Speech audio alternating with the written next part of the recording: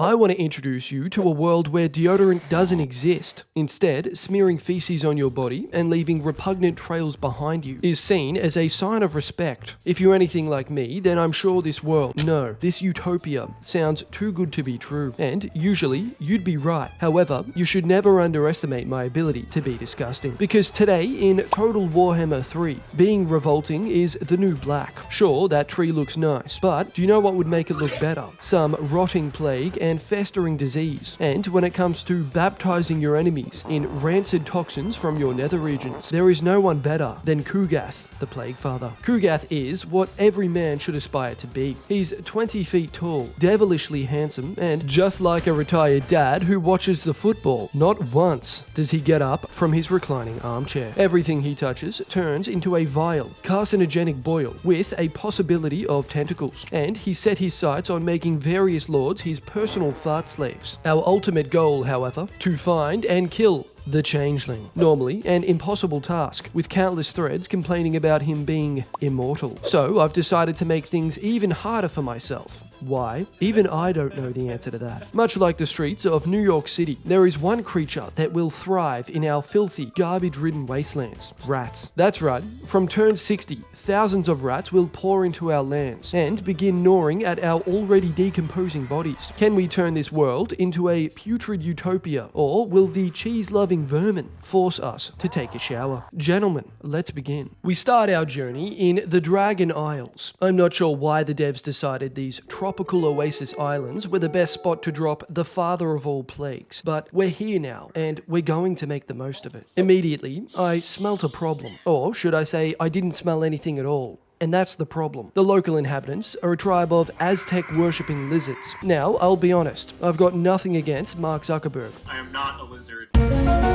However, it seems even a mere whiff of Kugath's moldy body odor was enough to make them keel over and die. Our first goal is to transform these beautiful islands into a rancid cesspit of rot and disease. This will serve as a foundation for us to expand our filth across the world. And we've got to do this fast, because not only does Kugath have terrible starting units, but the literal bane to his existence is just across the ocean. And do you know what the bane to my existence is? Sitting in my gaming chair and being forced to look upon my own horrid, despicable reflection in my super wide monitor, while my game has been stuck on a loading screen for the past 3 minutes and 42 seconds. By now, I've had enough time to reflect on my life choices, wonder if I left the stove on, and even start questioning whether or not this Skyrim 4K graphics mod was worth it. But then I remember, I could have avoided this if I just grabbed the Apex Streamer Plus PC. It comes equipped with an RTX 4060 Ti, a 6-core Ryzen 5 7600X, and 32 gigs of DDR5 RAM. I've partnered with Apex Gaming PCs, so you can now experience every single handcrafted pixel of all your favorite mods. They offer a range of PCs like the Apex Bronze, Streamer, and Streamer Plus, and with financing options,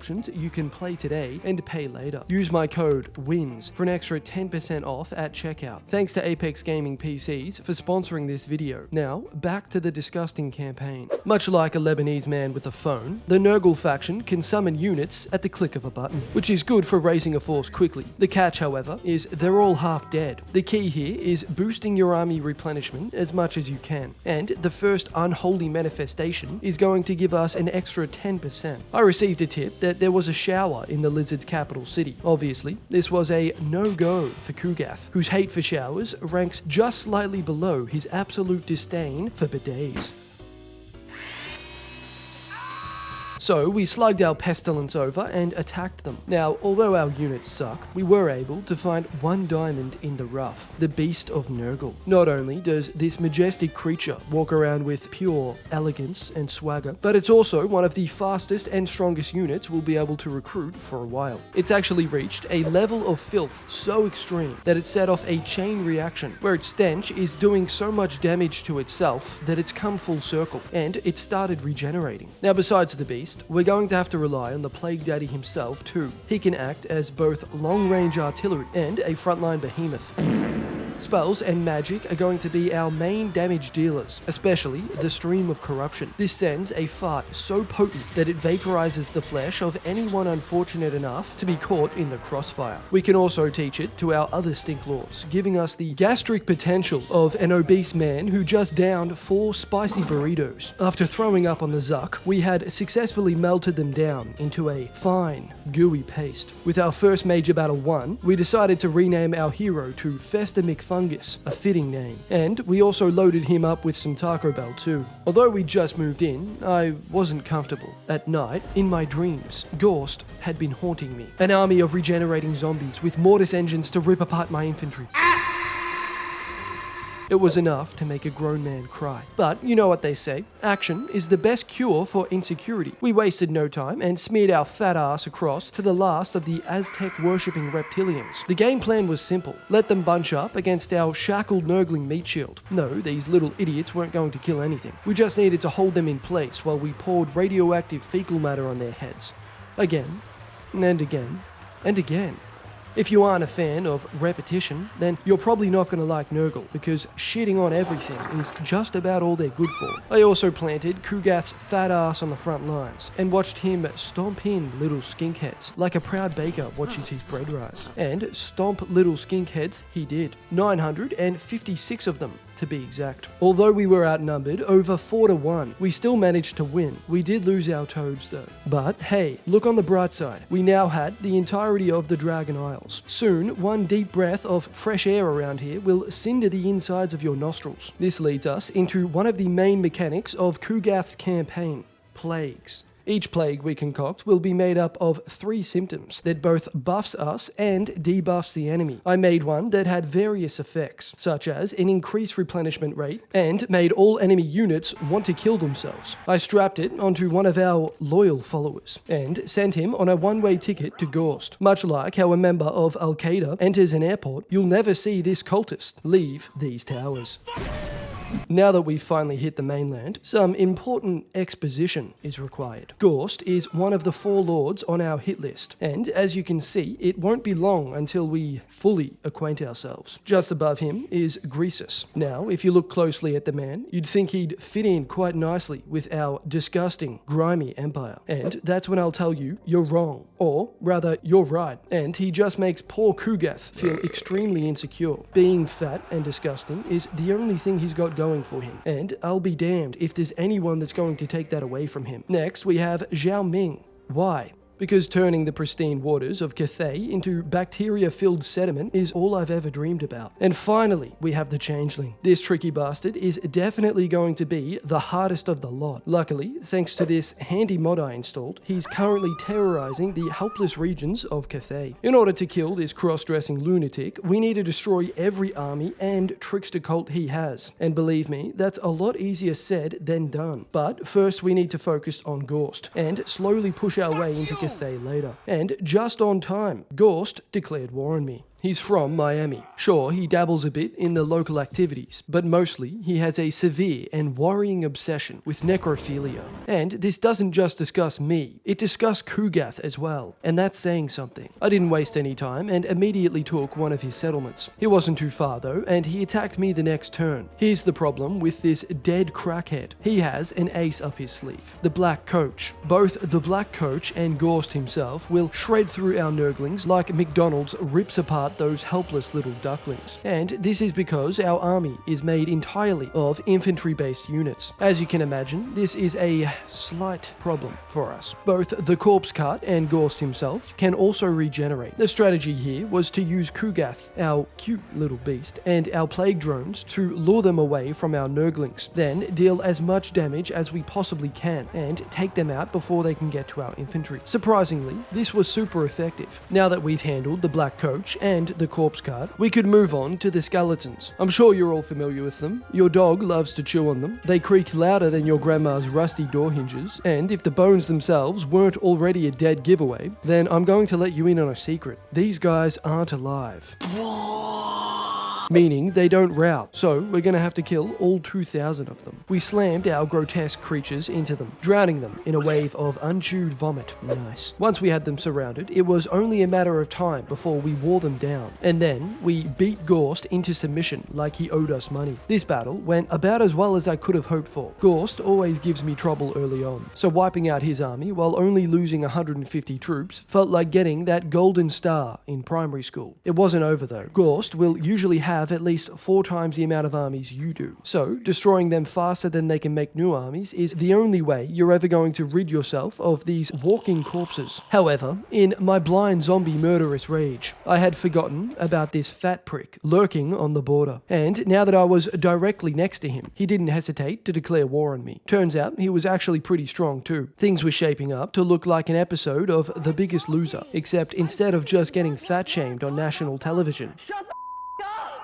the loser also ends up dead. We gave them some festering lungs, which increased their upkeep by 30%. They responded by taking the settlement we just captured. God damn. I interrupt this video to deliver a critical message. I made a Patreon. If you like my videos and you want to support me even more than you already do, well, now you can. With your help, I can spend more time carefully crafting high-quality videos for your enjoyment without needing to worry too much about the AdSense gods, because surviving off just AdSense alone is the equivalent of a blind man robbing a bank. He can try, but he's probably going to end up in a veterinary instead and get mauled by a Rottweiler. My aim is to make this something that has actual value. As of today, you'll get a patron-only Discord role that gives you access to private channels and voice chats, where you can talk with myself and other members, some behind-the-scenes content, and even your own special shout-out at the end of every one of my videos. All this and much more can be yours for just the price of a single coffee. But lads, please only become a patron if you're in the position to do so. All of my videos will still remain 100% free for everyone to watch. If you're interested, then the link is in the description. Back to the video. With a war on 2 fronts, I needed to secure my borders, so I convinced Drazhoth not to attack me by offering him a free tour of our beautiful lands. I entered into a game of tag with some zombies. I shit you not, this took me 4 turns, and I didn't even end up catching them because they ran back for reinforcements. This is a prime example of why I hate Ghorst with a passion. We'd taken out 3 20-stack armies so far, and somehow, in a matter of 5 turns, he already had another 4 armies. We needed to even the odds a bit, so we fell back and recruited another army. In the meantime, I hurled whatever toxic excrement I could find at them, hoping it would give them cancer. The tactic here was to give a couple of them less movement range, and in the words of some Chinese guy, divide and conquer. This worked extremely well, and we took out 2 armies before taking the haunted forest, and then moving on to their capital. It seems during this time, Greasus was getting torn a new one by the Greenskins, and this fat fool actually asked me for a peace treaty.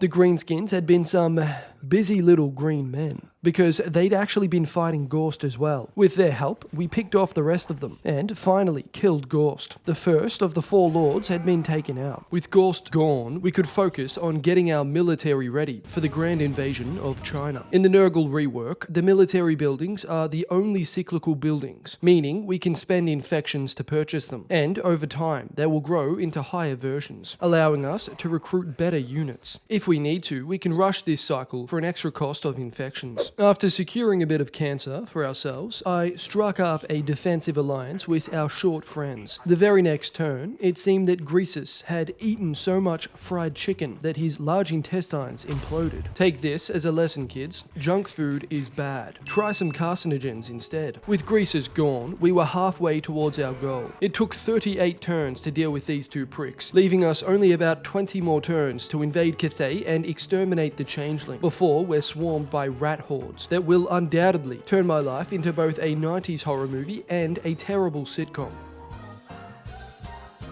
So it was time to initiate the grand invasion of China. They were also accompanied by a guy with a starfish on his head. Somehow, I found this mildly intimidating. We struck first and took one of their settlements. Then we began the mass production of plague cultists and sent them down to give our new friends a warm welcome. The starfish had already sent 3 armies to meet us. Using my big brain strats, we ambushed one and easily dealt with them. Unfortunately, we also had a mini orc invasion on our hands, so I had to leave one army behind to deal with that, whilst Kugath pushed forward. Before long, I tracked down our 5-pronged foe and crushed him. And these guys found out why combat sports have weight classes. We'd also dealt with the orcs and taken several settlements from both factions. I noticed our lord didn't have a name though. Gentleman, Pissface.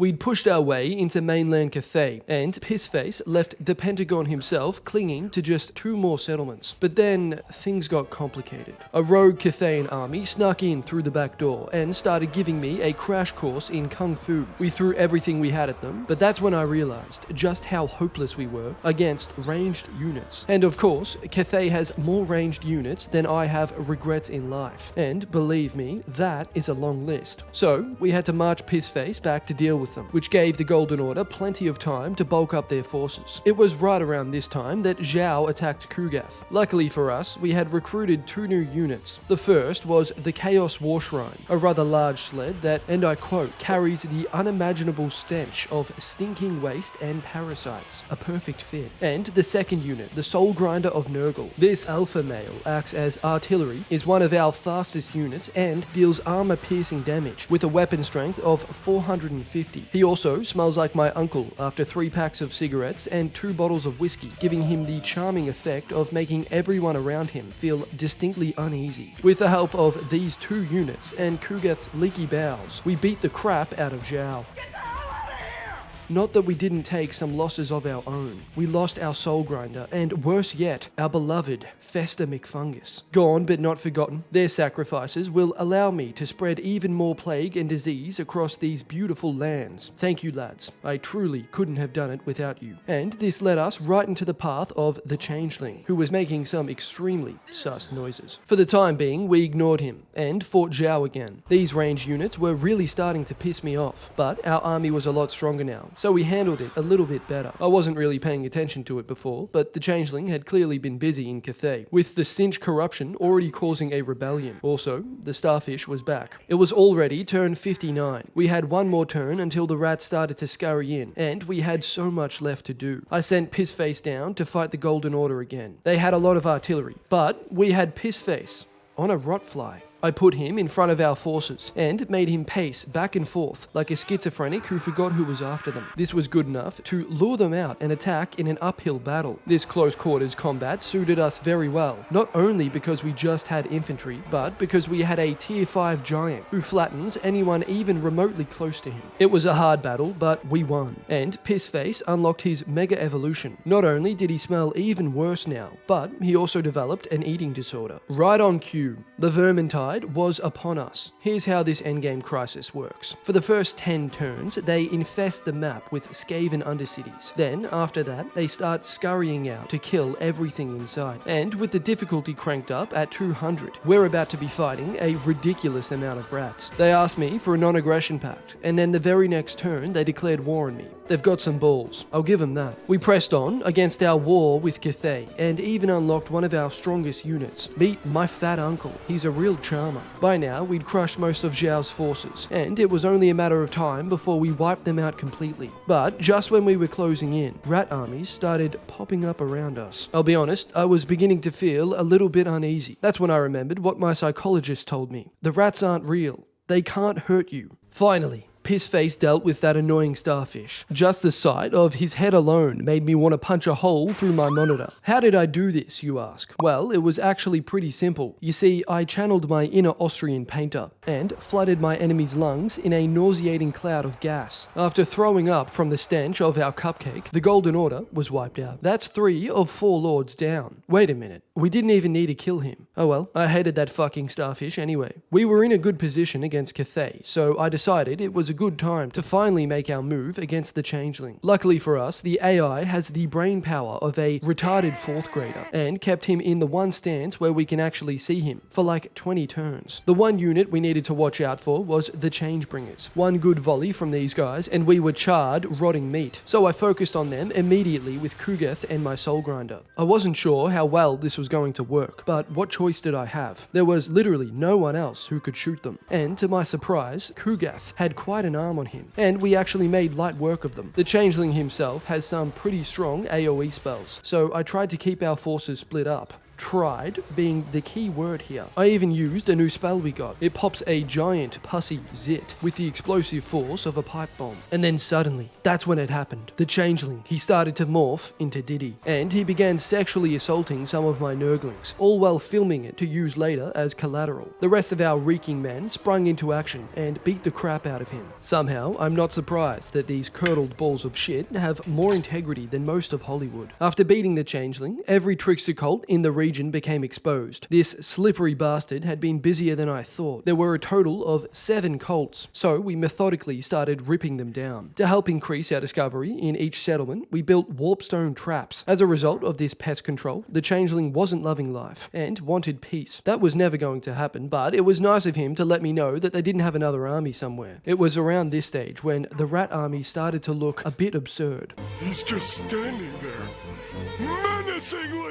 And then it happened. The real endgame message appeared. This meant I was going to have to hunt for one of the most notoriously hard to find factions, all while fighting off countless rat armies. Oh, and we still had another settlement to take from Zhao. Gentlemen, I believe the saying is, shit just got real. First things first, it was time for these Shaolin monks to meet their makers. Pissface met Zhao in an uphill battle. Their ranged units brought out an anger in me that even I didn't know was there. There was one tried and true method of beating us, and by God, they were using it. They slowly wore down our lumbering idiots, but luckily our 2 fastest units also had regeneration, provided they didn't get dogpiled by too many enemies at once. Oh beast of Nurgle, what would I ever do without you? That's another victory against Zhao. What's that now? 4? 5? I'm losing track of how many times we've stomped this guy. After beating him one last time, I finally reached his last settlement and put the man, the Ming, and the legend down for good. That's 3 out of 4 lords taken care of. All that was left for us to do was to root out the Changeling. The real challenge here was surviving long enough to actually pull it off, because eventually these rats were going to overwhelm even Kugath. We were in a battle of attrition. Can we hunt down the Changeling before we suffocate on rat testicles? The settlement next to us showed signs of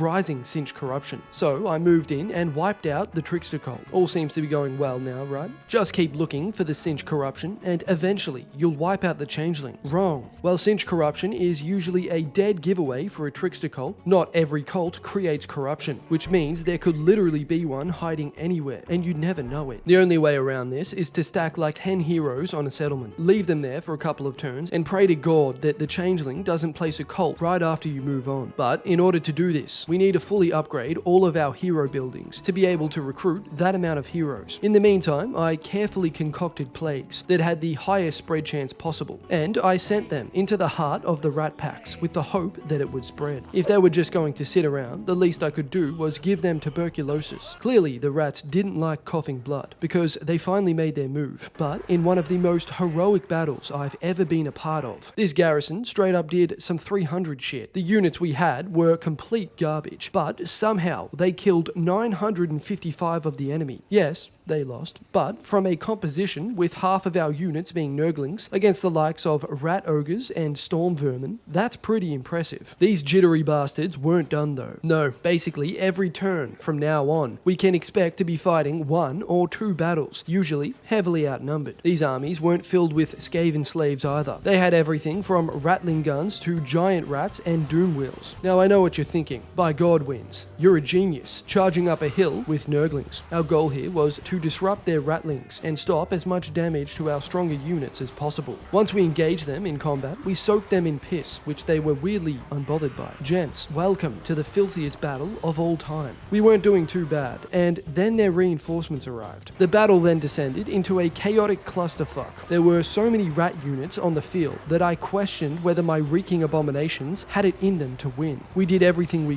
could, leached their spirits, buffed and debuffed, and took several leaky shits on them. This one was tough, and even though we won, they had actually killed more of us. These rats were closing in from all sides. We needed to find the changeling soon, or we were going to be wiped out. Even with another heroic display from Pissface, we were losing units faster than we could replace them. Battle after battle. It was as if there was no end to this dystopian rat Armageddon. They even started invading my dreams. Seriously, I actually dreamt about them. That was it. I'd reached my limit. The rats were taking away from my one-on-one time with Megan Fox, and I needed this to end. It was time to conscript every last citizen in my putrid empire, turning them all into spies with one mission: find the changeling. One by one, we sat outside every city and waited until we were sure there was nothing there. I think each hero boosts discoverability by like 10% or some shit. So, in theory, if I plant 10 of them there, then that means we have a 100% discoverability rate. We fought the rats off when they attacked, but the real war now was a cold one. I'd recruited more spies than I'd ever recruited in my 10 years of playing Total War, and scoured the map for just one sight of this cross-dressing, slippery, Shadow Wizard Money Gang member. And that's when it happened. We'd found a cult, and hopefully the last one, and no, it's just another Skaven Undercity. Day 452. Still no sign of any trickster cults, and I've fought so many rats that I've started to develop an insatiable hunger for cheese. Was I becoming one with the rats, or were the rats becoming one with me? It's hard to tell. It was only after moving inland that we were finally able to do it. The golden ticket, the answer to all my prayers. We had finally found the trickster cult. So we destroyed it, and the changeling was no more. What's this? He's still alive.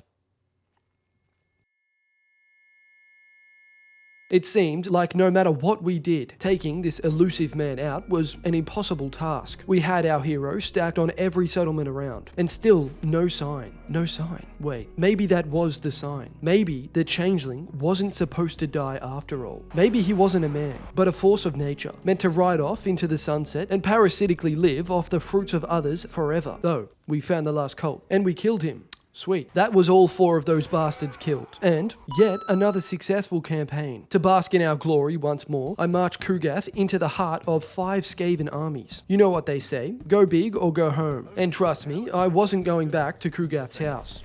I like garbage that tells a story. And this tells the story of type 2 diabetes. We threw every disease and ounce of feces we had at those rodents. In an epic showdown, outnumbered by over 5,000 of them, we still managed to wipe out more than half. With any luck, the rest will soon succumb to our parting gift that we left them, malaria. And that marks the end of yet another video, boys. Come and join the Discord and consider becoming a patron. That's all for this one. I'll see you in the next one.